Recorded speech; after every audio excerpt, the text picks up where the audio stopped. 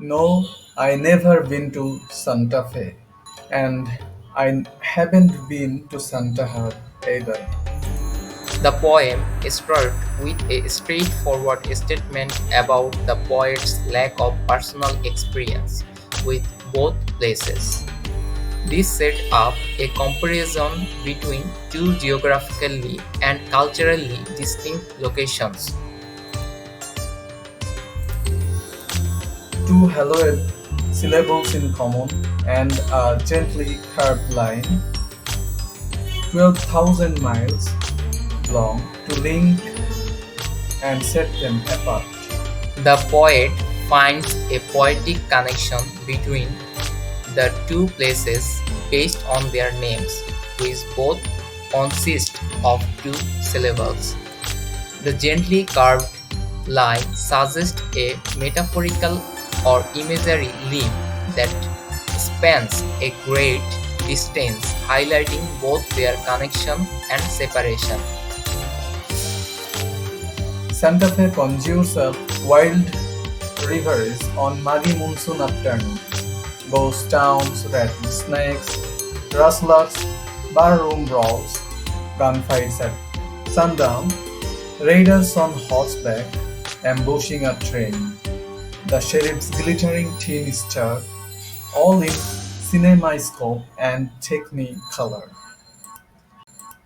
The imaginary associated with Santa Fe is rich and stereotypes of American Wild West. Likely influenced by Western films, the poet envisions a cinematic version of Santa Fe filled with dramatic and adventurous scenes. And Santahar, not a name to conjure with. Perhaps my fascination is just a private vice. In contrast, Santahar does not evoke such vivid imagery or romanticism. The poet questions whether his interest in Santahar is simply a personal obsession, suggesting that it might not hold the same universal appeal. All I know is that Santahar, a small town around a railway junction, it's braided, steel forged in the furnace of the rust, and stained with the blood of history, is just another place where everyday life goes on. People get off and get on and go off in another direction. Santahar is described as an ordinary town centered around a railway junction with historical significance tied to the British colonial period. Despite its history, it is portrayed as a place where daily life continues in a routine manner. Santahar, I sigh, yielding to the magic of Ah, the primal vowel, repeated 3 times between delicately poised consonants. Why? It's only 50 miles, and I will need no visa to visit.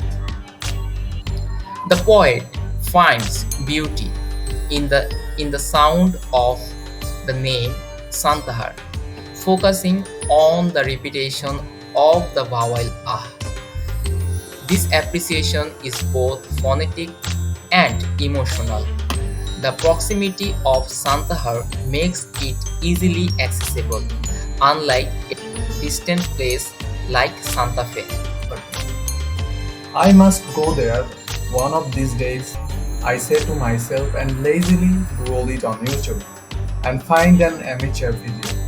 Trees, rough roads, jerry built offices, schools, homes, hospitals, ponds, railway stations, bazaar, crowds in lungis, just what one would expect, with a sentimental tune playing and an abrupt end with the scald legend.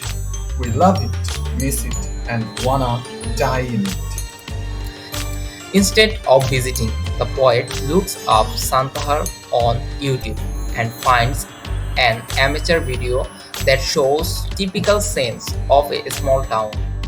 The video is accompanied by a sentimental tune and ends with a handwritten message expressing deep affection and longing for the place. Unwires a cash in my throat. The poet is unexpectedly moved by the video, feeling a lump in his throat.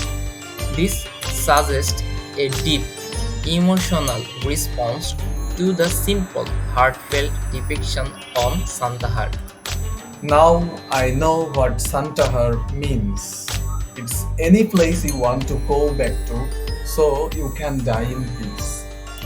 The poem concludes with the poet's realization that Santahar symbolizes a place of ultimate comfort and belonging, a place one longs to return to find peace.